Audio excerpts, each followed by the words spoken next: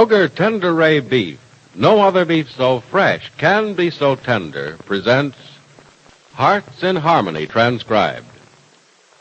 Tell me something, ladies. Have you remembered to place Kroger quality beef at the very top of today's shopping list? Well, don't forget it, because Kroger quality beef is a perfect main dish for vigorous appetites these winter days. Yes, you'll very definitely want to treat your family to a delicious Kroger quality beef steak or roast.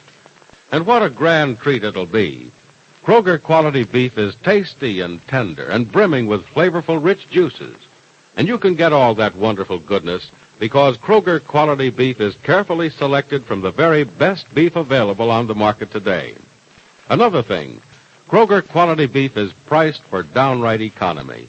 It's a thrifty buy, a tasty buy, and you'll want to take advantage of it just as soon as you can. So don't delay. Visit your Kroger store and get Kroger quality beef. And remember, it's an exclusive Kroger feature. The only place you can buy Kroger quality beef is at your Kroger store. And don't forget this. Kroger quality beef is the very best beef available on the market today. Be sure to get some soon as you can. And now, Hearts in Harmony. Last night, Penny Gibbs saw the mysterious Mr. Blake, and it seemed that in her job for Mrs. Carlton, Penny is trying to get some important information from him. But he is reluctant to part with it without payment in advance. The next morning, Penny says to young Nora Williams, Nora? Yes, Miss Gibbs? I want to warn you again not to say anything about that telephone conversation last night. Oh, crickets, Miss Gibbs. You don't have to worry about Well, it. I do. I can't help it. I was a fool to talk to Mrs. Carlton on the phone about it. I should have waited until this morning and gone and seen her. Well, you're going to see her now, aren't you? Yes, I am.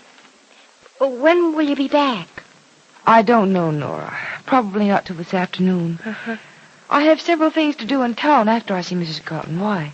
Oh, no reason. I just wanted to know. Nora, Yes? you're going to keep your promise about that phone call, aren't you? I didn't hear what you were saying, Miss Gibbs, only just that little bit. You mentioned a Mr. Blake. That's all I heard. Well, that's almost enough. Is it? I don't know why. I don't know anyone in Rossville whose name is Blake. You don't? No. Well, you know why, don't you? No. Is there a reason? A very good reason. There is no one in Rossville named Blake, Nora. At least no one I've ever heard of.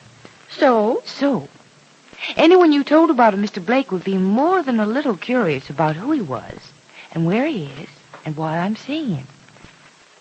Now do you see why it's important that you don't even mention the name Blake to anyone? Yes, I guess so. No, you don't understand, Nora. I can tell that. But believe me, it's very important, and you won't tell anyone, will you? I've practically forgotten I even heard the phone conversation, Miss Gibbs. Well, then you did hear it. All of it. Oh, crickets, no, just that little bit. Just the part about a man named... I'll pretend I've even forgotten the man's name, too. Oh, good. I'll be back this afternoon, Nora. If you want anything, just call the store. They'll send it up. Oh, I won't be wanting anything, Miss Gibbs. I have everything I need. Goodbye. Goodbye, Miss Gibbs.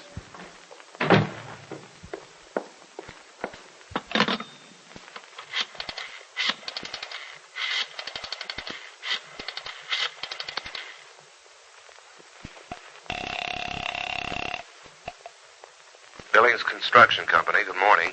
I'd like to speak to Mr. John Keith, please. Speaking? Mr. Keith? Yeah. Oh, Mr. Keith, this is Nora. Who? Nora Williams. You know, I work for Miss Gibbs. Oh, yes. I've never talked to you on the phone. I didn't recognize your voice. Oh. What can I do for you, Nora? Well, maybe I shouldn't be making this phone call at all, and maybe it's a bad thing to do, but I'm scared, Mr. Keith. Afraid of what? Of what Miss Gibbs is doing.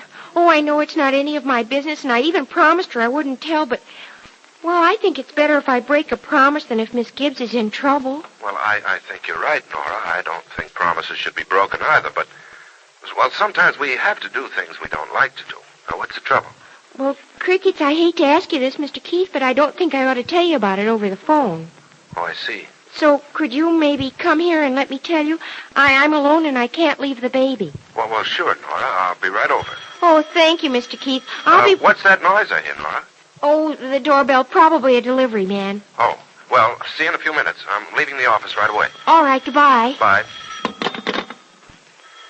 Oh, crickets, the way some people ring doorbells. What do you want? Hello, Nora. Daddy! What are you going to do, bawl me out? Oh, I thought it was some fresh delivery boy trying to make me mad by ringing the doorbell too much. Well, it's your fresh father instead. Am I invited in? Oh, crickets, yes. How's the farm? Great.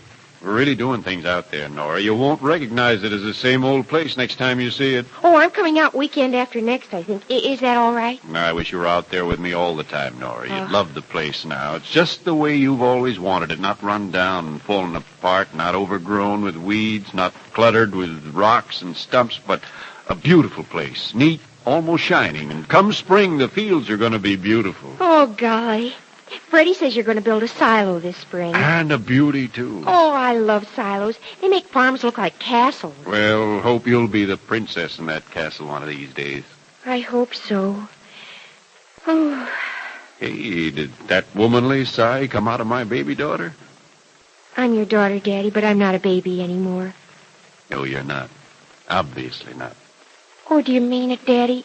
You don't think I'm a baby anymore? Darling, I wish you were a baby. I never wanted you to grow up, and I don't want you to be grown up now, but you are just the same. But I guess I can't complain. Growing up is the only thing you've ever done that I didn't want you to do. Well, that's silly, Daddy. Everybody grows up. They can't help it. No, growing up and growing old are two things we do because we have to do it. I'm glad I'm grown up, Daddy. Is that bad? No, it's not bad, especially if you have a reason for wanting to be grown up. Do you? Oh, crickets, Daddy, I don't know. I don't know which came first, the reason I want to be grown up or being grown up. What's the reason, dear? You'll laugh at me, Daddy. No, I won't, because I think I know what it is, and I don't think it's anything to laugh at all. You're angry about it? Angry? No. A little shocked because it's come so soon, but I'm happy about it. And I think he's a fine boy. Oh, Daddy, you do like Freddie, don't you? I certainly do, and you do too, don't you? I don't know, Daddy. That's the awful part about it. I don't know whether I like him or hate him or what. Is that funny? No, it's just so natural. Oh, but it's awful. It's like being hot and cold all at the same time. And being happy and sad all at the same time, which you just can't be. Yes, you can, darling. You've run across a new emotion, love. You don't know how to treat it yet, what to do with it. It hasn't yet been given its proper place with the emotions you already have. Oh.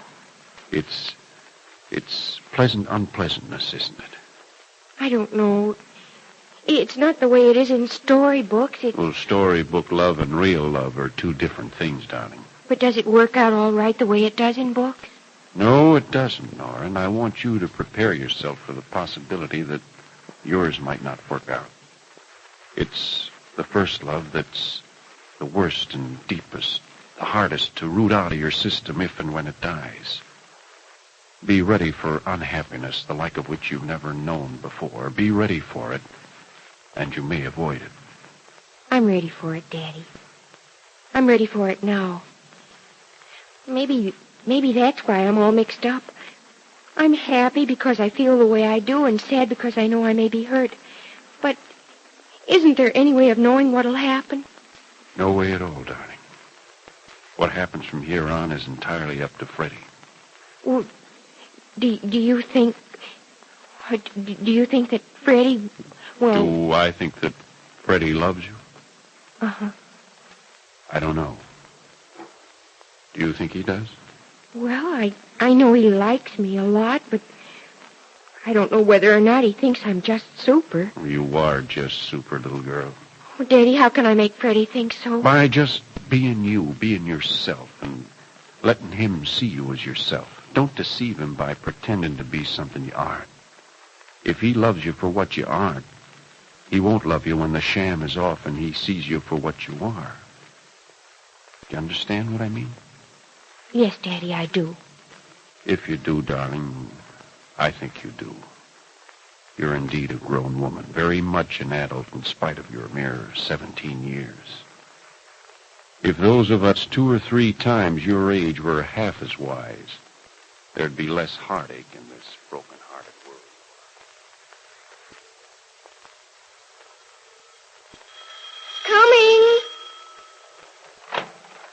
Hello, Nora. Oh, Mr. Keith, come in. Thank you. Still alone?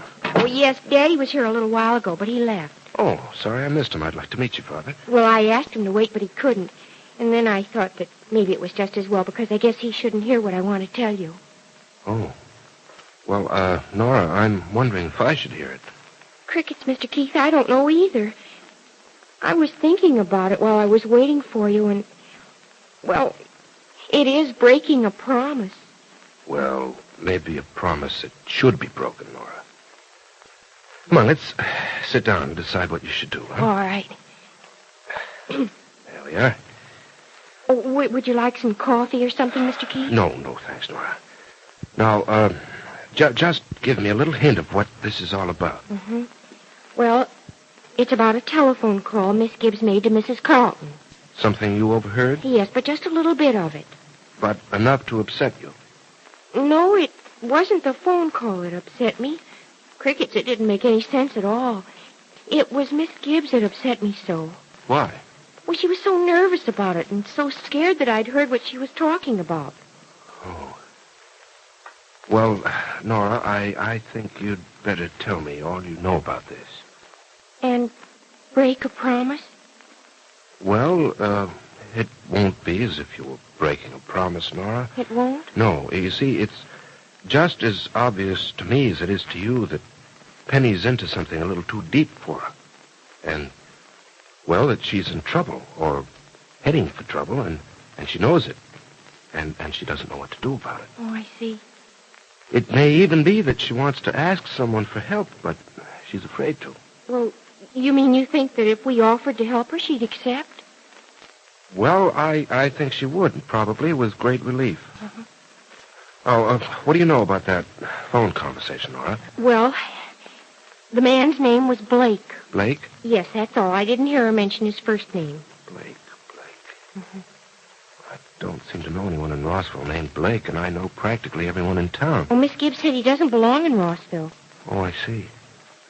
Well, why was his name mentioned? Because Miss Gibbs was meeting him. Where? Well, she didn't say where. Crickets, the part of the conversation I heard sounded almost like in the movies when bad people talk to each other in code.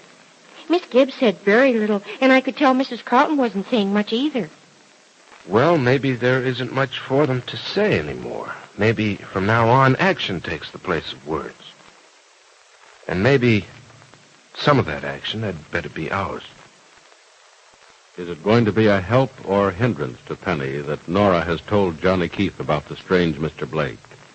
And just why is Penny so upset about what she's doing for Mrs. Carlton? Be sure to listen to the next dramatic episode of Hearts in Harmony. Say, Mother, don't wrinkle your forehead like that. Why, it's easy to choose a main dinner dish for tonight everyone will enjoy. Serve beef, Kroger quality beef, and you'll find your evening meal has plenty of eye appeal and taste appeal for that family of yours. It's delicious, it's tender, it's juicy, and it's bound to be a wonderful treat for you and your family. Watch how delighted your folks are when they see what's on the menu, for beef is almost everybody's favorite meat. Yes, lady, you can forget your what to have for dinner blues and serve your family's favorite cut of Kroger quality beef. Visit your Kroger store and get Kroger quality beef the way you like it best. And remember this, Kroger quality beef is the best beef you can get right now. Buy Kroger quality beef with confidence at your neighborhood Kroger store. Now, your local announcer.